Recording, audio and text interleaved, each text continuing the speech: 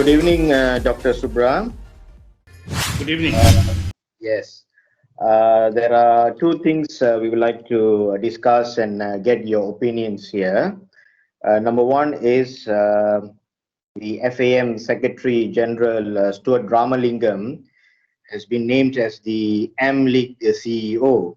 So we would like to get your feedback, your insights and opinions about this. And perhaps, if you have any experiences working with him, how he can take, this M League to a better position, or for a better future. So perhaps if you can give some your thoughts about it, sir. Thank you, Ram. Good evening, all. Football has been in some sort of turmoil for last couple of years. I wouldn't say couple of years, many years. Yeah, and FA Malaysia has been trying its best to put it back into perspective, and it has not worked well. Stuart Ramalingam's appointment as General Secretary was good. He has been there for the last 37 months.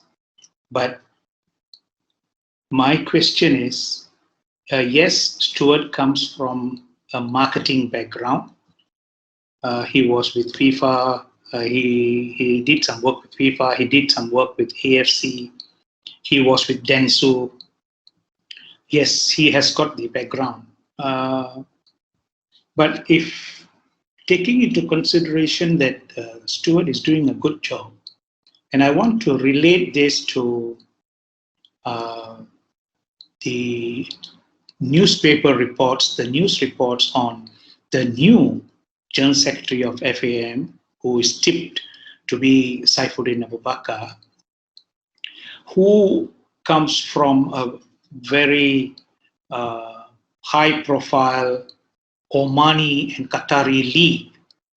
And when I read the report, it said that he had, together with the organization, brought millions of dollars into the league in Oman and made it a very successful league.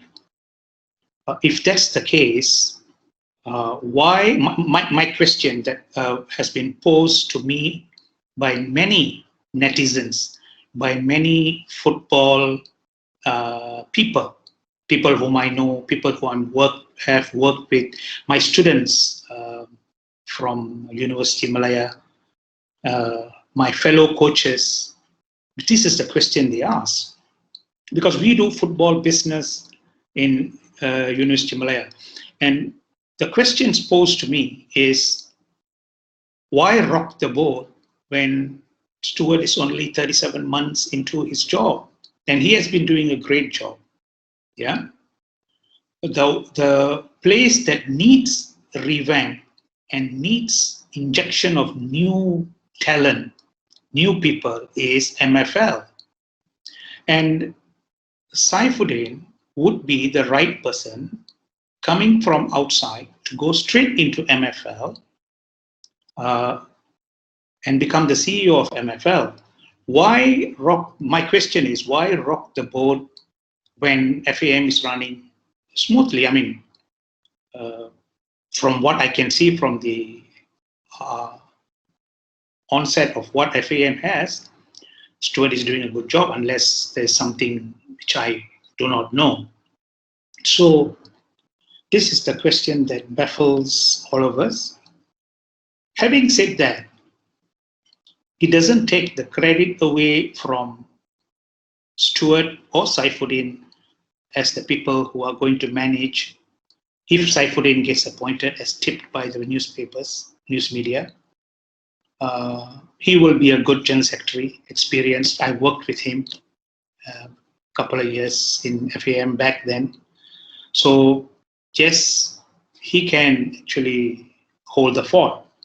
But the question is,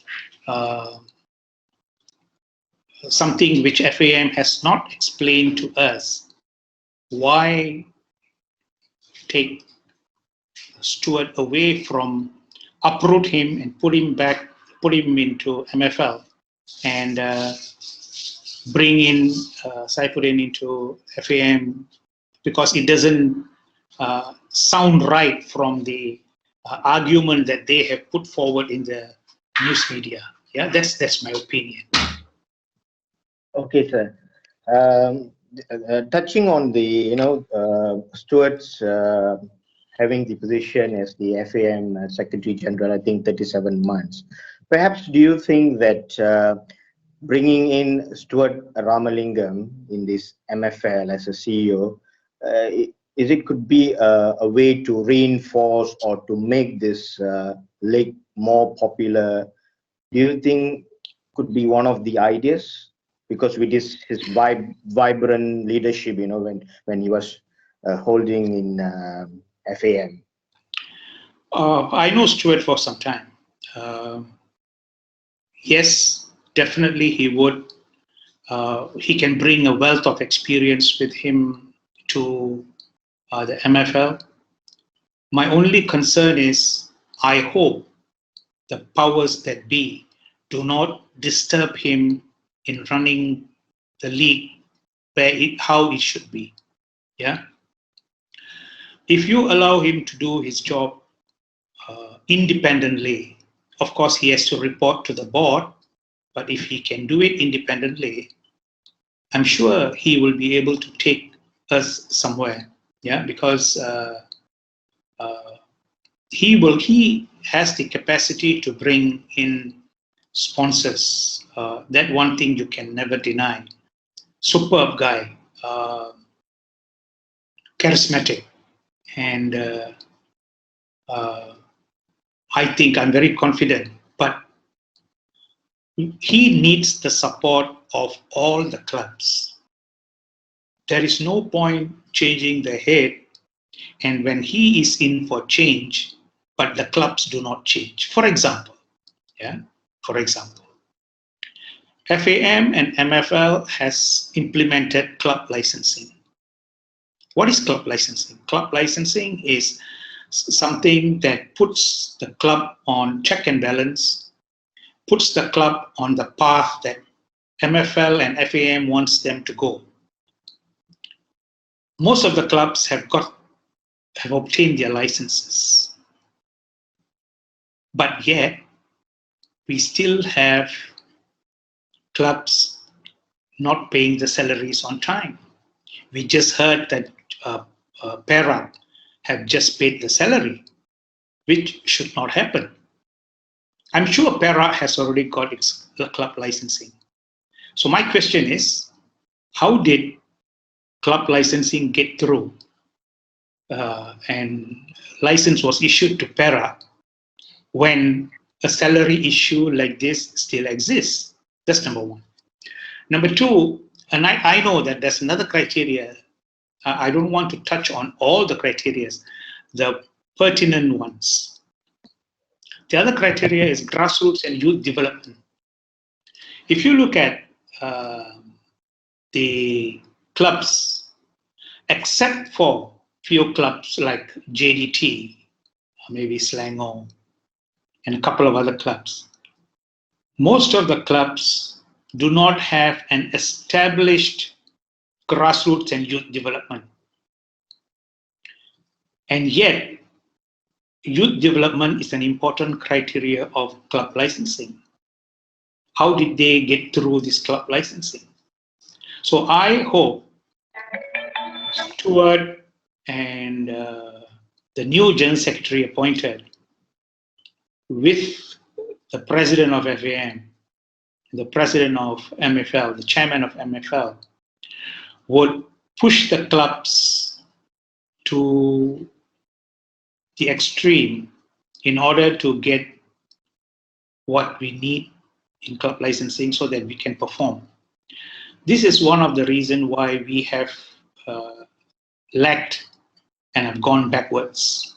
Yeah, so I would sincerely hope that this kind of support be given to the new CEO so that he can do his job Otherwise, it will be another fiasco, sad to say. Yeah.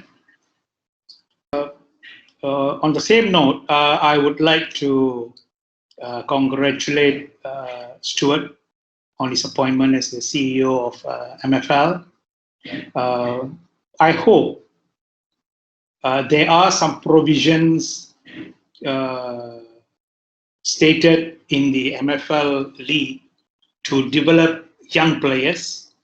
As you know, our under 19 and our under 21 league does not have quality. It doesn't have the characteristics of a professional, young professional players. So somehow or other, Stuart has to find the strength and way to infuse through regulations some young players who could play a certain number of hours in the professional league. This would actually give input for the under 19 and under 21 coaches, especially the under 21 and under 23 national coaches, to go and have a look at this professional league when these young players are playing, so that they can then pick up their squad of the under 21 national team or the under 23 national team. Yes, foreign coaches who come to the country will not like these regulations, because the foreign coaches want to use every slot they have to have the best of the players. But we as Malaysians, to promote, to have a best future in football, we have to infuse certain rules and regulations in this way. Let me just share something with you. Way back when I was in Indonesia, when I was running the professional league there, we did come out with a clause where you should have under 21 players, 3 players registered. The last, if you have 30 players, the players from 27, 28, and 29 shall be players of under 21. And they should have, throughout the playing season, each of them shall have 1,200 minutes of playing time. And this has been reflected in the rules and regulations governing the professional league. Yes, many professional coaches who came, and when we had the discussion between clubs and the league, asked me this question: how can you impose? But my answer to them at that time was, it was in the interest of the Indonesian professional league and the interest of the Indonesian national teams. And many of them are currently in the youth teams now. And I saw the rise in the number of young players given a chance, being given a chance. And what the league could do at the end of the season, they have grants to be given. What we did then was, the grants that we give, we hold back 1/4 or 1/3, 1/4 of the grant, and we release it to them after deducting all the fines and whatnot. Yeah, and if a player has not been given 1,200 minutes, especially only the 3 young players, all the other players, it's at the discretion of the club. But these 3 players, they have actually about 48 games roughly. And out of the 48 games they have, not inclusive of the cup matches and the final other matches, we just wanted 1,200 minutes for these 3 players. They can play them anytime, for how long they want, it doesn't matter. But at the end of the year, we will, because the minutes that they play, the report from the match commissioner comes back to the league governing body. And then what we do is we calibrate all the minutes for all these players, and if they have exceeded 1,200 minutes, we give them the credit. But if they do not, then a certain amount of the budget is been cut. But if the player has been injured, fair and good, well and good, we do give them the exemption. So we have a neutral medical board that also, because sometimes the coaches ask them to fake injuries so that they do not want to play them. Many coaches do that. So in order to do that, so what I'm trying to ask Stuart is, this is very important for our national team. Yeah, that is one. Number two, all professional clubs should have qualified personnel. Yeah, we say some of them have CEOs, but the CEOs are part-time CEOs. They don't have medical team who are full-time. They borrowed doctors from the general hospital who just come for matches. This has to been done away with. We need to have grassroots and youth coaches in the professional setup, so that young boys can aspire to go and play in the league, you know. And at the same time, he also has to make sure that the refereeing qualities is improved. Gone are the days when we had many referees from Malaysia in the World Cups, and now I do not know. Honestly, I do not know. So this is what I would say. Knowing Stuart, I know he will try his best to get it done. Whether he can do it or not with this environment now is a big question mark. It's a big challenge. But I wish him all the best, and hope he makes some changes that